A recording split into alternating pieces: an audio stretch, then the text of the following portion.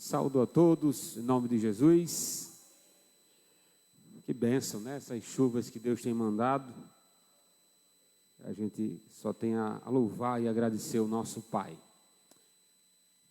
Os que dispõem de Bíblia, abra a sua Bíblia na carta de Paulo aos Efésios, capítulo 1, a partir do versículo 3. Carta de Paulo aos Efésios, capítulo 1, a partir do versículo de número 3.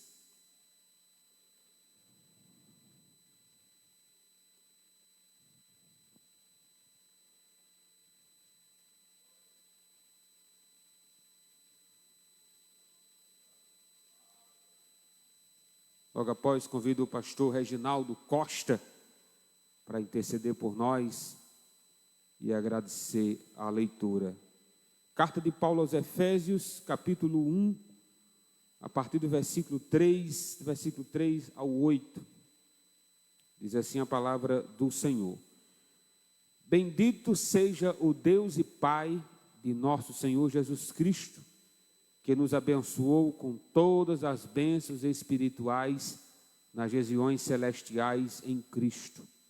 Antes da fundação do mundo, Deus nos escolheu nele, para sermos santos e irrepreensíveis diante dele. Em amor, nos predestinou para ele, para sermos adotados como seus filhos, por meio de Jesus Cristo, segundo o propósito de sua vontade, para louvor da glória de sua graça, que ele nos concedeu gratuitamente no amado. Nele temos a redenção pelo seu sangue, a remissão dos pecados, segundo a riqueza da sua graça, que Deus derramou abundantemente sobre nós, em toda sabedoria e entendimento. Glória a Deus. Vamos orar ao Senhor, juntamente com o nosso pastor.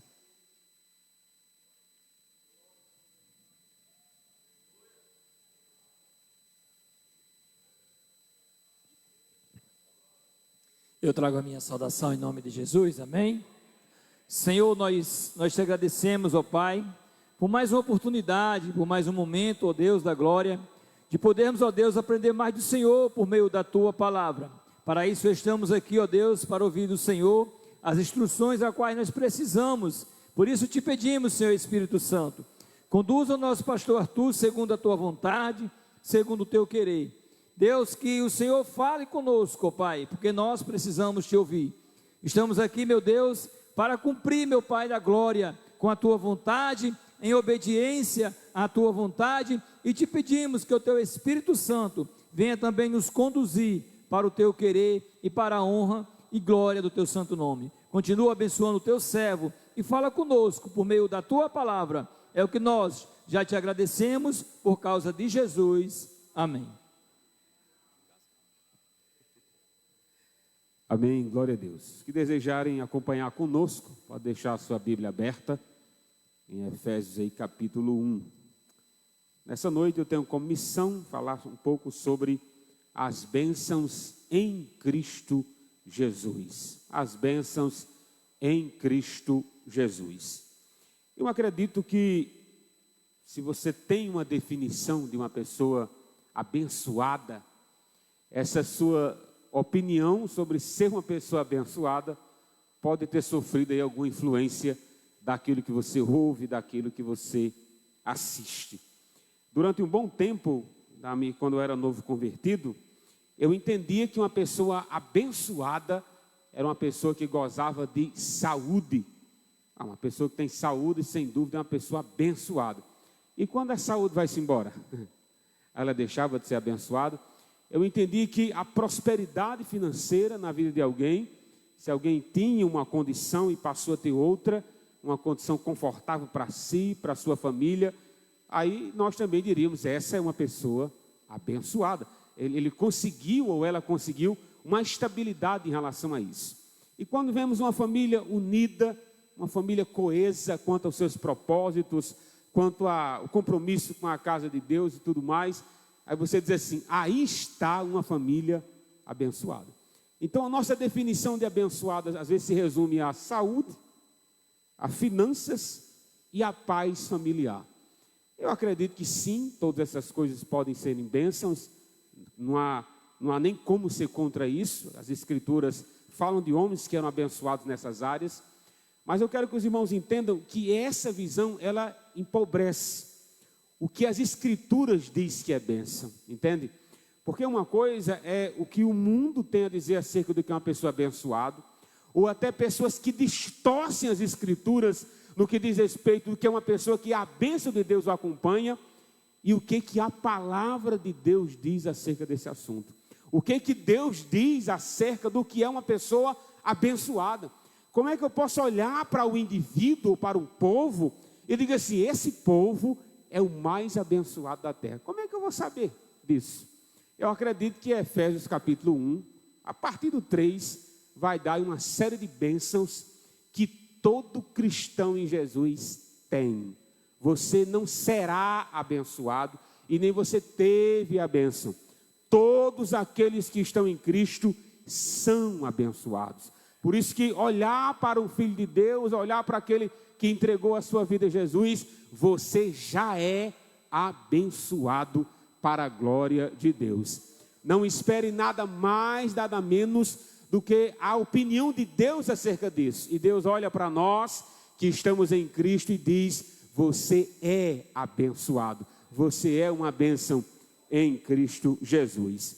O versículo 3 mostra-nos, até como introdução da visão de Paulo acerca do que é bênção, do que todo cristão deve fazer, todo cristão deve entender acerca de ser abençoado em Cristo. Primeiro, ele diz, meu amigo, bendiga, bendito seja o Deus e Pai de nosso Senhor Jesus Cristo. Então, saber que somos abençoados em Cristo, Paulo começa dizendo então, bendiga, aprenda a louvar a Deus pela bênção do que você já tem em Jesus, por aquilo que você já é em Cristo Jesus. Então, uma boca que murmura, que pragueja, que está quente, que está frio, tem feijão de menos, tem feijão de mais, nunca se agrada, nunca encontra-se um motivo para bendizer a Deus. Aí Paulo diz, meu amigo, se você é cristão, já comece dizendo, bendito seja o Pai de nosso Senhor Jesus Cristo, que nos abençoou. Então nós temos motivos de sobra para bendizer a Deus e reconhecer que em Cristo você é uma bênção. Aí Paulo diz, você não é só abençoado não, mas vão ser abençoado já estava bom, né? Ora, Paulo dizendo você é uma bênção, Deus dizendo que nós somos abençoados, mas existe um acréscimo aqui em relação à palavra bênção. Continuando o versículo 3, ele diz, em Cristo ele nos abençoou com todas as bênçãos espirituais nas regiões celestiais em Cristo Jesus. Olha, não sobrou nada, não ficou nada de fora. Em Cristo você é completamente abençoado. Não é o que ele está dizendo? Em Cristo nós somos abençoados com toda sorte. Algumas traduções dizem com todas as bênçãos espirituais. Então, se você tem Jesus, se você é um crente em Jesus e espera outra bênção, que pobreza de visão que você tem da vida. Que miséria de pobreza. Parece até uma redundância, não, mas é não. Porque tem um pobre e tem um pobre miserável. A visão de Paulo é que você, meu querido, já recebeu tudo de máximo da parte de Deus, do qual você se torna abençoado, que é ter Jesus em você, quer fazer parte dessa aliança, quer pertencer a Cristo, é ter o seu nome escrito no livro da vida. Então a gente diz assim, meu irmão, você é um salvo.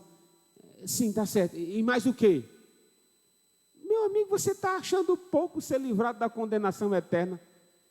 Está achando pouco que fizeram por você na cruz? O próprio Deus encarnado deixar a sua glória e habitar entre nós. Está achando pouco uma coisa dessa? Isso é o máximo da parte de Deus. João falando acerca desse amor, aí João diz, Deus amou o mundo de tal maneira que deu o seu Filho unigênito, para que todo aquele que nele crê não pereça, mas tenha vida eterna. Não dá para mensurar, não dá para calcular as bênçãos que temos em Cristo Jesus como nosso Senhor. Vejamos então quais são elas. Tem muitas, mas eu vou resumir apenas algumas com base nessa passagem de Efésios a partir do versículo 4. Nós já vemos a introdução do 3. Primeira bênção, reconheça que todo cristão é que nós somos escolhidos em Cristo Jesus. E isso tem algumas implicações, ser escolhido. Está aí no início do versículo 4. Sermos escolhidos é uma posição em Cristo. O início do 4 diz: antes da fundação do mundo, Deus nos escolheu nele. Vamos lá. Eu só me torno uma bênção para Deus, aceito para Deus, quando eu me encontro em Jesus Cristo. Entende? Observe que ser escolhido, fazer parte do povo separado que vai morar nos céus, não é um ato de isolamento, não é uma independência espiritual, é uma dependência espiritual de fazer parte de um povo. Por isso que a visão de ser desigrejado, ela foge totalmente do propósito da salvação. Paulo diz: meu amigo, você é uma bênção. Sim, tudo bem, somos uma bênção. Por quê? Ele diz: porque você é um escolhido. Agora preste atenção, você é escolhido em Jesus antes da fundação do mundo. Sem Jesus não tem escolhido, não tem salvo sem Jesus, não tem escape sem Jesus. A nossa segurança, o próprio Jesus explicou isso, né? Jesus disse: eu sou o caminho, a verdade e a vida, ninguém vem ao Pai senão por mim. Ser escolhido nele, para nós, é motivo de bênçãos, glória a Deus. É um privilégio fazer parte do povo que foi escolhido por Deus antes da fundação do mundo. Ser escolhido, na visão de Paulo, já faz parte de toda a sorte de bênçãos nas regiões celestiais. Aí ele diz: tudo bem, ser escolhido é uma posição em Cristo, nele somos escolhidos. Mas esse plano de ser escolhido em Cristo é um plano perfeito. Por que é perfeito? Porque Paulo diz: isso aconteceu antes da fundação do mundo. Antes de Deus dizer assim: haja luz, ali não é a criação do mundo? Em Cristo nós somos escolhidos. João viu esse povo. Quem é esse povo? Aí João diz: é aqueles que fazem parte de toda tribo, raça, línguas e nações, que foram comprados pelo precioso sangue de Cristo. Meus irmãos, todas as tribos que estão sobre a terra, todas as nações que estão sobre a terra, têm os escolhidos de Deus e podem ser escolhidos de Deus em Cristo Jesus, antes da fundação do mundo. Deus sabe, meus irmãos, quem são os seus. Mas a pergunta é: por que você não faz parte desse povo abençoado que é escolhido em Cristo? É interessante, né? Paulo dizer: foi antes da fundação do mundo. Mas qual foi o propósito, pastor, de Deus nos escolher? Geralmente eu cito especificamente esse versículo com aqueles que contestam sobre a segurança da salvação. Pastor, o senhor não acha que uma pessoa saber que é um escolhido, saber que é um eleito de Deus, saber que a salvação é eterna, uma vez salvo, para sempre salvo, você não acha que essa certeza pode trazer comodismo, a ponto do indivíduo querer pecar, se relaxar na fé? Não, eu já sei para onde eu vou mesmo. Epa, alto lá, meu filho. A Bíblia tira essa dúvida, a Bíblia tapa esse tipo de mentalidade do que diz respeito a um salvo. Qual é a conduta do salvo? Como identificamos os eleitos de Deus? Qual foi o propósito de sermos escolhidos antes da fundação do mundo? Paulo responde. Olhando aqui a passagem, Paulo diz: somos escolhidos nele antes da fundação do mundo. Para quê? Aí ele diz: para sermos santos e irrepreensíveis diante dele. Aonde não existe santidade, não existe salvação. Aonde não existe temor, uma vida de irrepreensão, uma vida de obediência a Deus e santidade, não tem ser escolhido aí. Por isso, meu querido, fica despreocupado. Onde você vê um dizendo assim: já estou salvo mesmo, e uma vida de pecado, pode ter certeza que aí não tem escolhido nada. Paulo está dizendo que Deus preparou isso antes da fundação do mundo. escolhido nele. Aí Paulo diz, mas foi para ser santo, glória a Deus, foi para ser irrepreensível. Onde existe transformação de vida, pode ter certeza que aí tem salvação em Cristo Jesus. Então você é um abençoado, porque você em Jesus é um escolhido para ir morar no céu, glória a Deus. A outra bênção dita por Paulo, está aí, nós somos predestinados. No finalzinho do versículo 4, ele diz assim, em amor, final do 4, em amor, nos predestinou para ele, para sermos adotados como seu filho. Eu vou frisar aqui essa frase. Em amor, nos predestinou para ele, para sermos adotados. A base da predestinação, lembrando, meus irmãos, que predestinação é um futuro fixado. Acho que a própria palavra já se explica, né? Destino diz respeito à vida, à trajetória. E predestinação é um destino pré-estabelecido, pré-fixado. Paulo está falando aqui acerca de salvação. Vamos lá. Para onde a igreja de Deus irá? Para o céu. Você acha que tem como mudar isso? Não. Isso é um destino já estabelecido. A igreja do Senhor vai para o céu. Isso é tão estabelecido, meus irmãos, que João já viu. João já viu a igreja no céu, em Apocalipse 22. Ele já viu a nova cidade. Quer dizer, já tem pessoas que viram o que nós estamos dizendo. Para você ter uma ideia como está escrito, estabelecido e pré-ordenado. Mas não apenas isso. Veja, é maravilhoso. Mas Jesus Cristo falou acerca disso também, meus irmãos. Ele deu a garantia de que ele nos levaria para o céu. Não é uma dúvida em relação a isso. Então vamos lá. Somos escolhidos antes da fundação do mundo em Jesus. E o nosso futuro está garantido que vamos para os céus em Cristo Jesus também. Então Jesus participa do início da nossa salvação e no fim dela.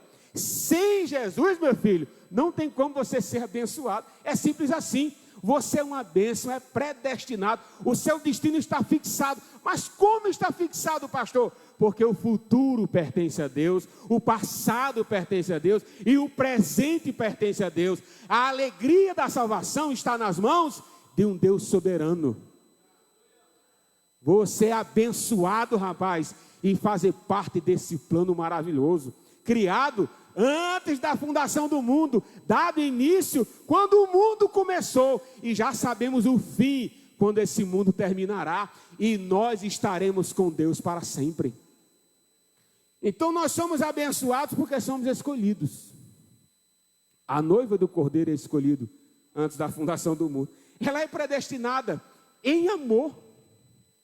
Aí ele diz assim, eu acho o final do versículo, pelo menos o final do versículo 4 e o início do 5 diz assim, em amor nos predestinou para ele. Sabe o que eu vi aqui, estudando essa passagem? É aquilo que Pedro já disse em uma das suas cartas. Deus separou um povo para ele, entende? A predestinação e sermos escolhidos antes da fundação do mundo é Deus separando o povo para ele, para adorá-lo, para conhecer a sua majestade. Meus irmãos, Jesus falando acerca dele em uma das passagens bíblicas, ele falou assim, muitos profetas queriam ouvir o que vocês ouvem. Muitos almejaram ver o que vocês estão vendo. Mas chega um determinado momento que ele diz assim, olhe, esses milagres que vocês realizam em meu nome, os demônios que vocês expulsam, mas sabe qual é a alegria máxima, a primazia da alegria? É saber que o nome de vocês está escrito no livro da vida.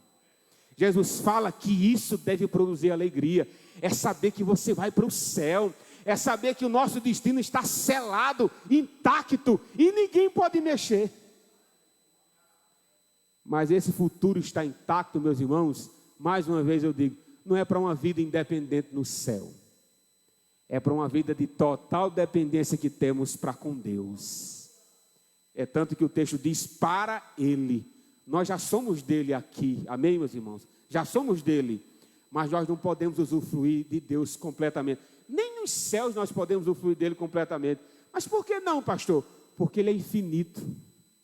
A grandeza e a majestade dos céus é conhecer a Deus, é adorar a Deus, é eternamente conhecê-lo e gozar da sua presença para sempre. Isso sim é sermos pessoas abençoadas, sendo escolhidos em Deus. Aí Paulo diz outra bênção que temos em Cristo. Continuando o versículo 5, nós somos adotados. Ele diz, nos predestinou para Ele, para sermos adotados como seus filhos por meio de Jesus Cristo. Meus irmãos, alguém pode dizer assim, mas pastor, eu não já sou filho de Deus? Esse negócio de adoção, que conversa é essa? Calma, meus irmãos, olha. A adoção é porque nós tínhamos outro pai, mas não era Deus não, viu? Nós temos até um jargão, todo mundo é filho de Deus. Em João capítulo 8, Jesus disse que Satanás também tem uns filhos por aí. Jesus disse para os fariseus, né? Vocês têm por pai é Satanás, não é Abraão não. Então tem os filhos de Deus? Tem. Eu não vou dizer que éramos filhos de Satanás, mas eu posso dizer que Satanás era nosso tio. Sabe por quê? Em Efésios capítulo 2, Paulo diz assim, nós éramos filhos da ira, filhos da desobediência, e andávamos no curso desse mundo, seguindo o príncipe desse mundo. Efésios capítulo 2. Então nós entendemos que o nosso pai era desobediência.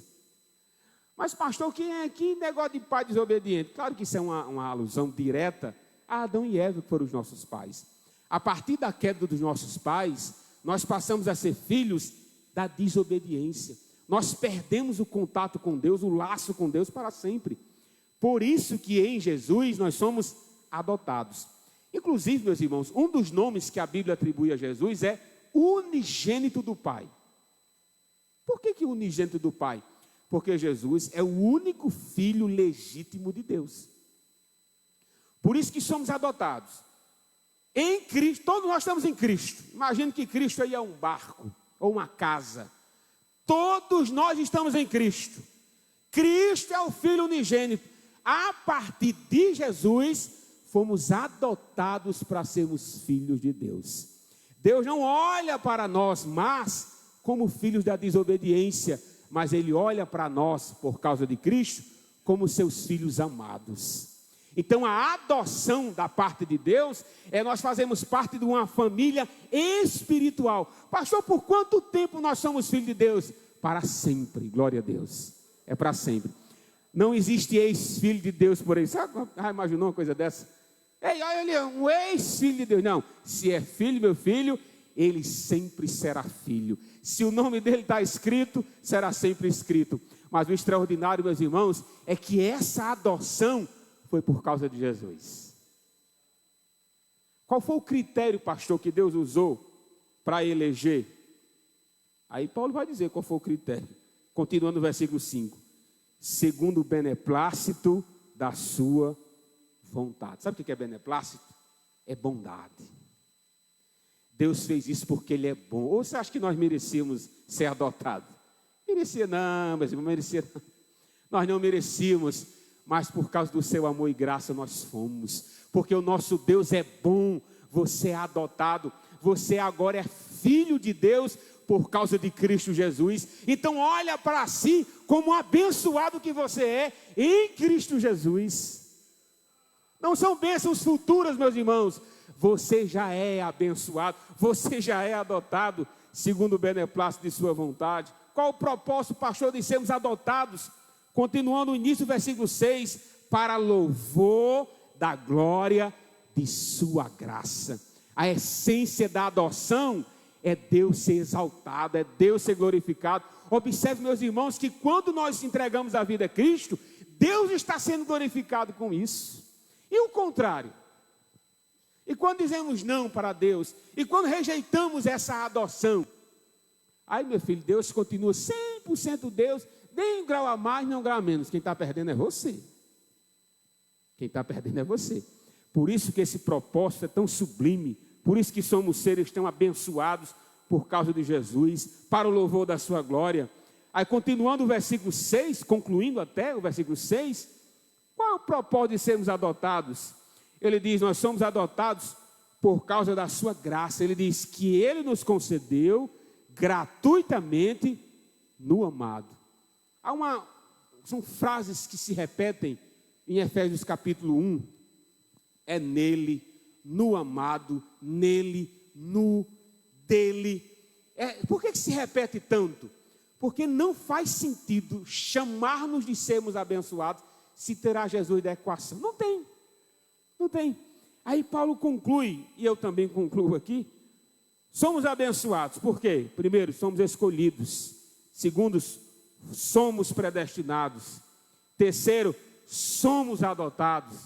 Quarto, somos redimidos em Cristo Jesus.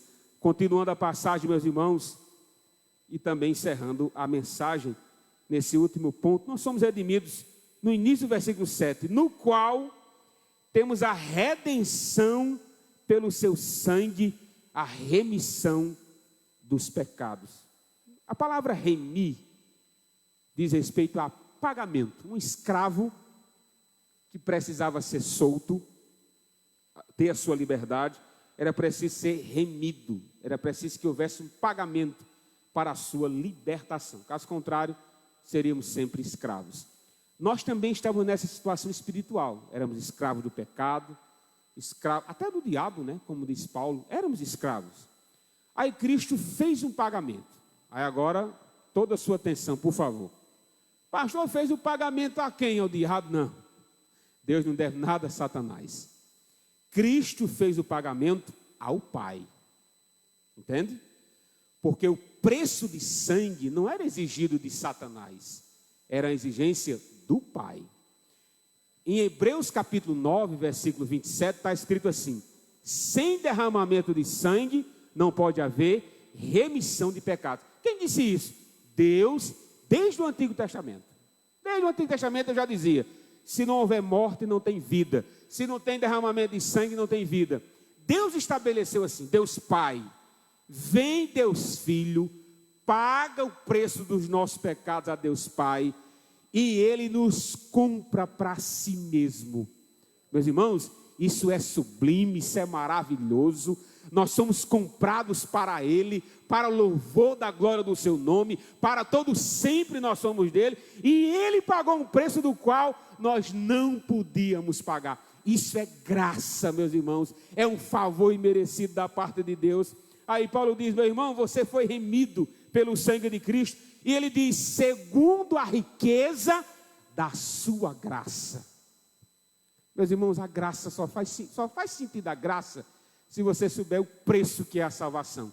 Foi o próprio Deus encarnado na cruz do Calvário. Olha o preço aí da salvação. Como foi caro, não é? Foi caro, mas pastor, foi de graça. Chegou até nós de graça, porque Ele pagou o preço maior. Por que você é abençoado? Porque você é um redimido. E o último versículo, está no versículo 8, ele diz, essa redenção ela é abundante, né? Que Deus derramou abundantemente sobre nós, em toda sabedoria e prudência. Derramou o quê, pastor? Abundantemente sobre nós, seu sangue. O sangue de Cristo nos purificou de todo o pecado. Para você que está em casa, para você que nos visita nessa noite, eu não sei o que você pensa acerca dos seus pecados, do passado, do presente, eu não sei. Talvez você olhe para si como um beco sem saída. E pastor, você não tem ideia dos pecados que cometi. Eu acredito que foram muitos. Mas uma coisa é certa: onde abundou o pecado, superabundou a graça. O sangue de Jesus pode nos purificar de todo o pecado. Vem para Jesus, tem perdão para você. Mas poxa, por que tem perdão? Porque a graça é abundante. Não é uma graça miserável, não é uma graça mesquinha. É uma graça abundante que pode salvar e purificar você de todo o pecado. Por isso, meus irmãos, tenha certeza, você é abençoado. Você é um abençoado em Cristo Jesus, por todas essas bênçãos que aqui foram citadas.